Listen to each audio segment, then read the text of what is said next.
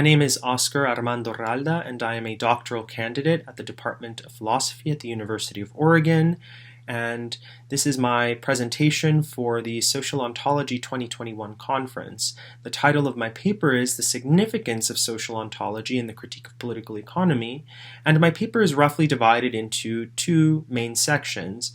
The first deals with some of the ontological commitments of Marx's critical theory of society, and the second deals with Marx's critique of the historically specific contradictions of value and abstract labor.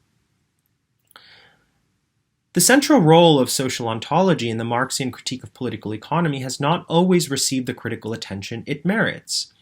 This has tended to produce the unfortunate consequence of splitting the socio-ontological commitments of historical materialism off from the historically specific critical analysis of the contradictions of the capitalist mode of production, particularly as they center on the problem of value production, and thus on key distinctions such as that between concrete labor and abstract labor.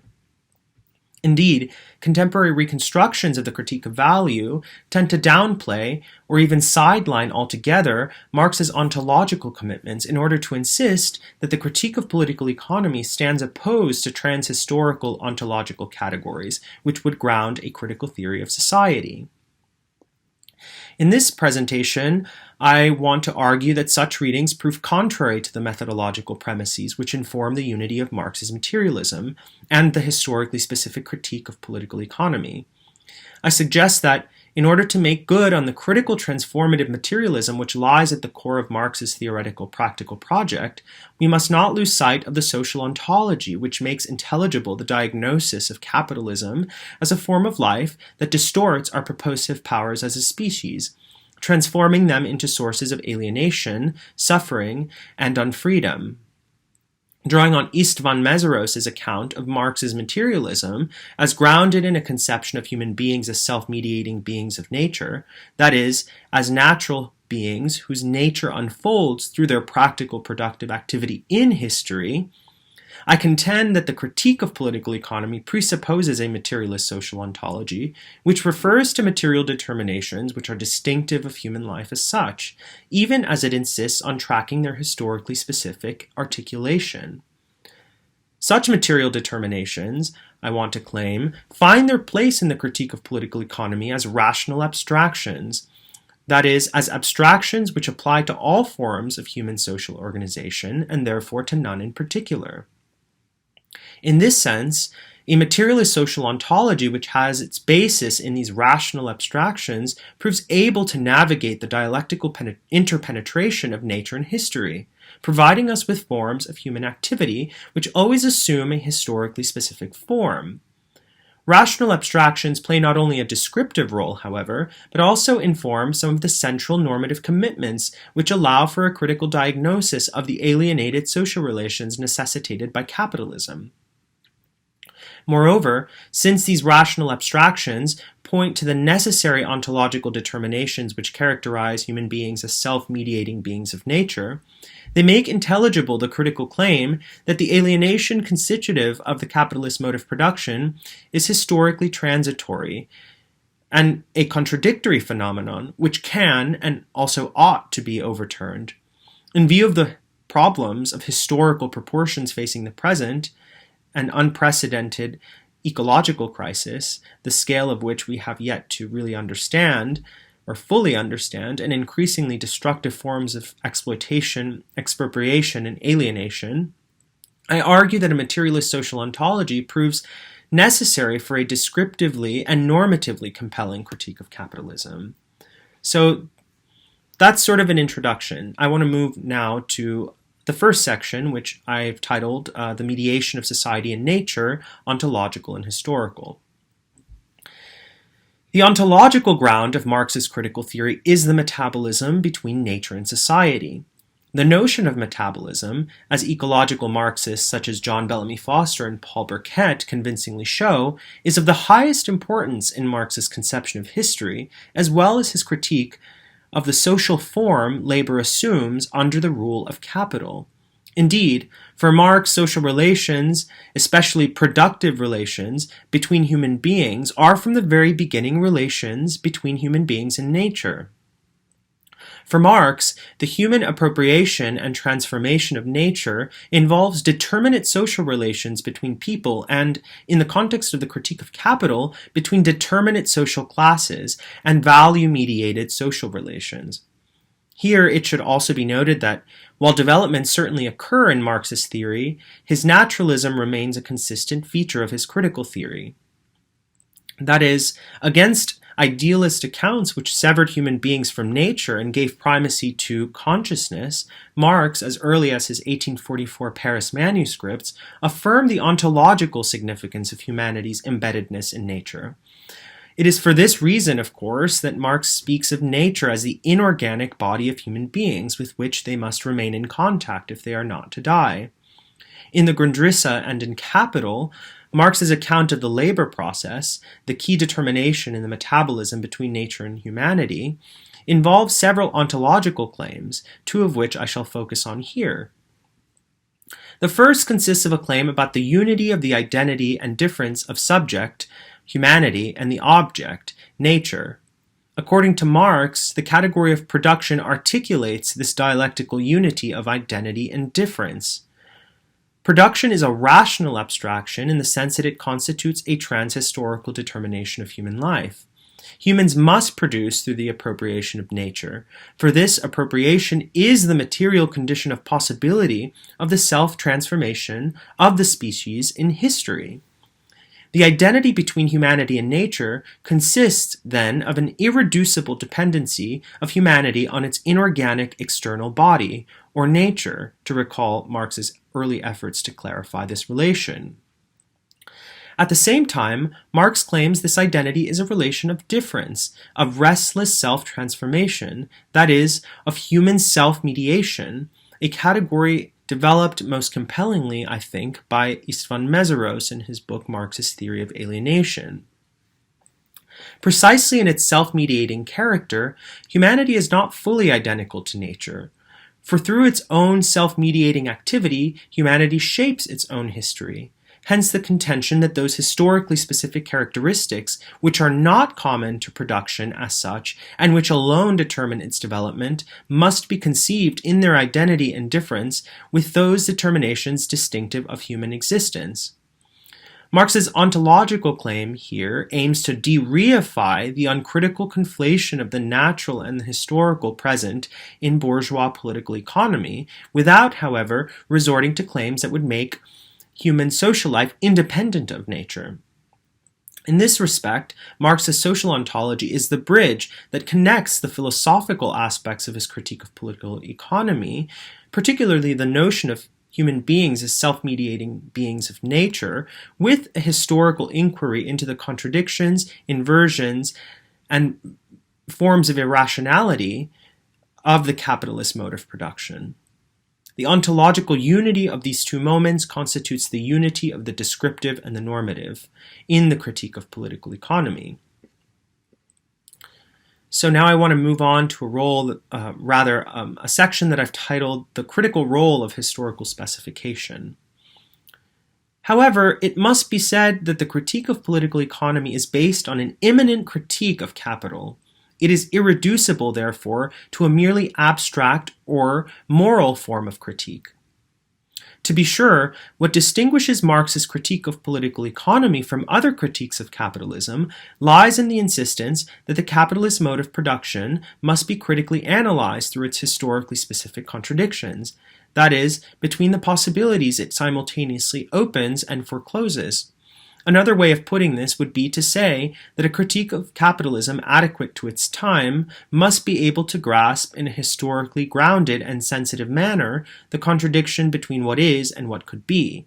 And it is from this gap alone that emancipation becomes not only historically feasible, but historically necessary as well. The German Marxist theorist Karl Korsch coined an important term which remains of great significance for critical social theory today, precisely because it allows for the kind of immanent critique described above, namely the notion of historical specification.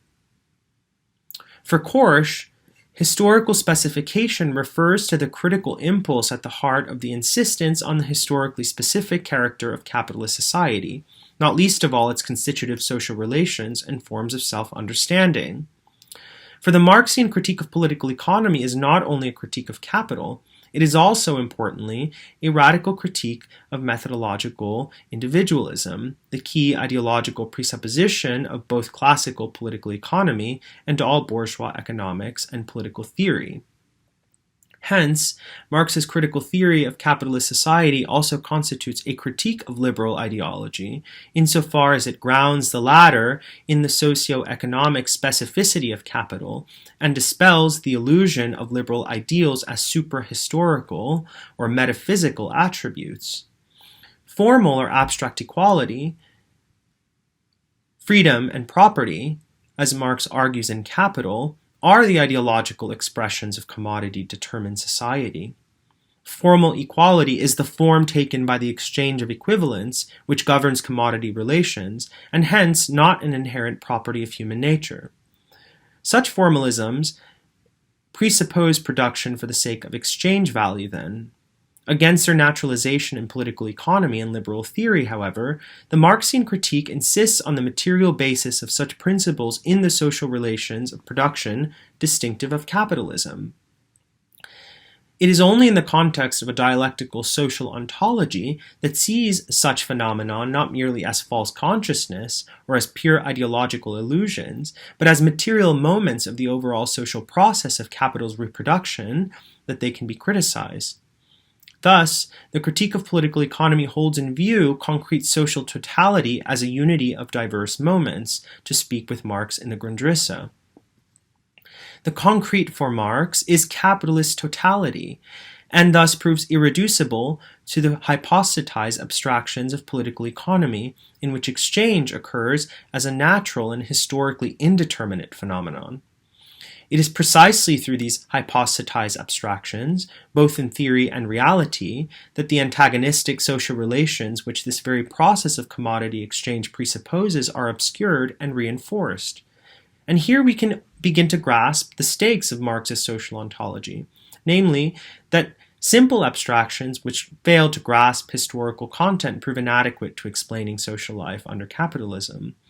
As Simon Clark argues, quote, "The critique of political economy depends on a critique of the apparently natural foundations of capitalist social relations in order to establish that those social relations express a particular form of production," end quote. And here, Korsch's notion of historical specification also becomes crucial, since it establishes historical and social, that is, empirical inquiry, as essential to the transformative task of the critique of political economy. In this way, the critique of political economy is not merely philosophical or normative in a narrow sense, and this isn't to say that there aren't elements of normativity in Marxist theory. In fact, this is the claim that I'm trying to make here.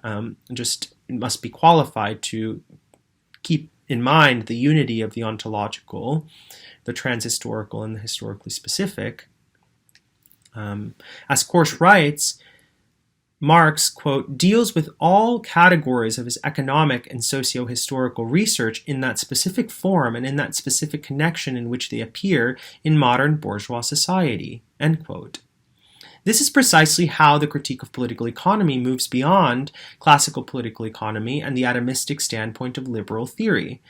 By demystifying the fetishized forms in which value and its forms of appearance necessarily appear to be relationships between things, rather than being the product of social relations in which workers are systematically separated from a conscious and communal determination of the labor process itself.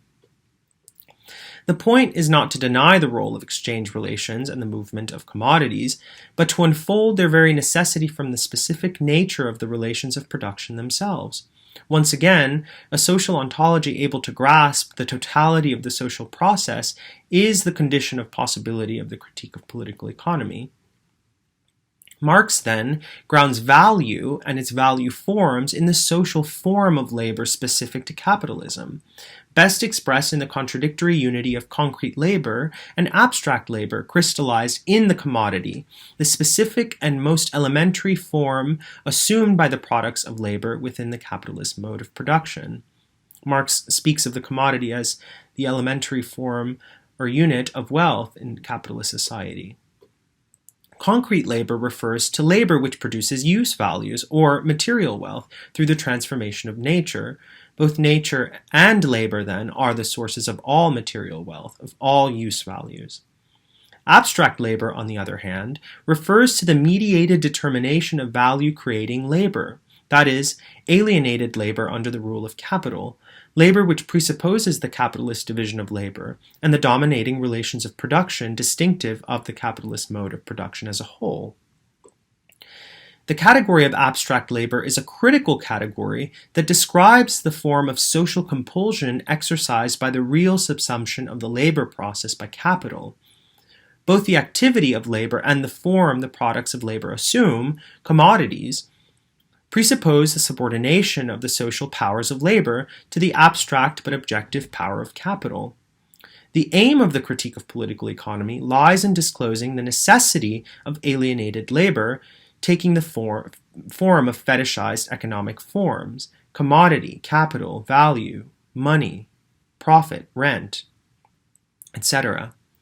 Under the rule of capital, the products of labor as labor must assume the form of commodities to be sold and exchanged on the market, and this necessity is grounded in the fact that labor is separated from the means of production and practically disarticulated from the very socialization of labor itself, that is, from the mode of cooperation that exists in the labor process in capitalist society, both of which become increasingly objective and autonomized in the form of capital's domination over labor. Abstract labor indicates social compulsion inasmuch as it describes a situation in which the specificity of labor is a matter of indifference to both the worker and to capital. As Marx writes, quote, labor as absolute poverty, poverty not as shortage, but as total exclusion of objective wealth, end quote. By exposing the distortion of value-producing social relations in their fetishized value forms, then, the critique of political economy tracks the forms of unfreedom, alienation, and domination that structure capitalist modernity to its very core. The critique of political economy is a critique of economic categories which express particular social relations and the systematic distortions they sustain. But what does it mean even to say that value-mediated social relations are distorted or alienated social relations? First, it means that such relations are distorted because they require a form of social interaction in which relations between human beings are indirect. That is, they take place behind their backs in an unconscious manner, whereas relations between things are direct. That is, they determine human social relations in an uncontrolled way. Another way of formulating this would be to say that the totality of labor relates to itself and to the conditions of production as atomized individuals, each having to sell their labor power for a wage, but not in a consciously determined manner as social individuals. That is, workers are formally free as individuals, but this formal freedom finds its material basis in generalized social unfreedom. Labor as activity and the products of labor themselves confront individual workers and social labor as a whole as objective, alien, abstract forces. Indeed, even capitalists themselves are ultimately subordinated to the aims of accumulation, the anarchy of competition, and the imperatives of the profit motive. Hence, the form of domination distinctive of the capitalist mode of production is the domination of human beings by the peculiar social character of things, by the alienated movement of value and economic quantities, with increasingly destructive consequences for both human life and the environment. The dynamic form of social compulsion exercised by the logic of value distorts social relations and laboring activity, transforming the essential conditions of freedom into conditions of domination. Second, the critique of value as a domination of human beings by things presupposes an inversion of social subject and social object. In other words, in order to critique value through the structural unfreedom it generates, it is necessary to affirm, ontologically, human sociality as the condition of freedom, as opposed to an obstacle, as is theorized, for example, in the way that liberal political theory and liberal political philosophy generally tends to conceive of sociality as a negative constraint. In this sense, the claim that Marx abandons any ontological claims, upheld by theorists as sophisticated and diverse as Simon Clarke, Moishe Postone, Werner Bonfeld, and Kohei Saito, does not stand up to scrutiny. It is true that Marx grasps the historical obsolescence of value through a critique of its imminent, historically specific contradictions, for example, between the tendency of capital to reduce socially necessary labor time, while at the same time pushing to extract as much surplus value as possible from living labor. At the same time, however, we must keep in view the critical notion that all alienated powers are human powers which have taken a form opposed to social labor and which must be reconstituted on the basis of the needs and potentials of the associated producers qua social individuals. The critique of political economy, then, demands not merely a reorganization of the distribution of the products of labor, as is commonly supposed, but of the social relations which determine the social character of labor itself as abstract labor. In the Grundrisse, Marx argues that value as a form of wealth consists of an object, and here the word object must be understood not merely as the instruments of labor, but also as the social form of labor's objectification, that is, the social relations through which labor is practically articulated. And such objects stand, as Marx writes, in an external relation to the individual worker. As a form of wealth, the historical generalization of which is the accomplishment of the capitalist mode of production, value, rather than the human being, becomes the ultimate end of production. So this idea of relations of the object of labor, of value consisting, of value being a form of wealth that consists of objects that are external to individuals.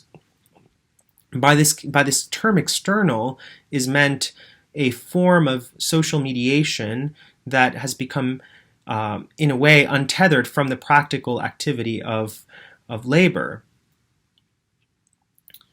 Marx goes on to write the following. In fact, however, when the limited bourgeois form is stripped away, what is wealth other than the universality of individual needs, capacities, pleasures, productive forces, etc., created through universal exchange? The full development of human mastery over the forces of nature, those of so-called nature as well as humanity's own nature, the absolute working out of his creative potentialities, with no presupposition other than the previous historic development, which makes this totality of development, i.e., the development of all human powers as such, the end in itself, not as measured on a predetermined yardstick, where he does not reproduce himself in one specificity, but produces his totality, strives not to remain something he has become, but is in the absolute movement of becoming. In bourgeois economics, and in the epoch of production to which it corresponds, this complete working out of the human content appears as a complete emptying out, this universal objectification as total alienation, and the tearing down of all limited, one-sided aims as sacrifice of the human end in itself to an entirely external end. So the gap that Marx is pointing to here is a gap that consists of, on the one hand, the objective powers of the species, which have been hegemonized and monopolized by capital, and the increasing misery of the individual worker. So we have an exponential and unprecedented growth in humanity's productive powers, in the forms of social intercourse that such productive powers stand in relation to, but we also have increasingly abstract individuals who are separated from this objective wealth. Put differently, value, its character as an external or alienated form of social interaction notwithstanding, remains a product of human social activity. And this makes it possible to reconstitute the very universal social interdependence value generates into a positive condition as opposed to a negative limit of human development. This, of course, does not mean that value remains the measure of wealth, for the point is the abolition of value itself. Rather, the aim here is to radically reconstitute on the basis of the given possibilities for satisfying and further developing human needs.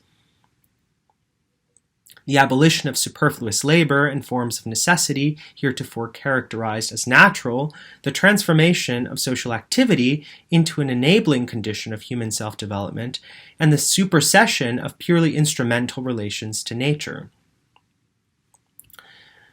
To conclude, I hope to have sketched the stakes of social ontology in the context of the critique of political economy, which, I want to suggest, remains a task for us as long as the contradictions of the capitalist mode of production persist. And I appreciate any questions I receive. My email is oralda@uoregon.edu. in case you wish to email me a question. And thank you very much for listening once again.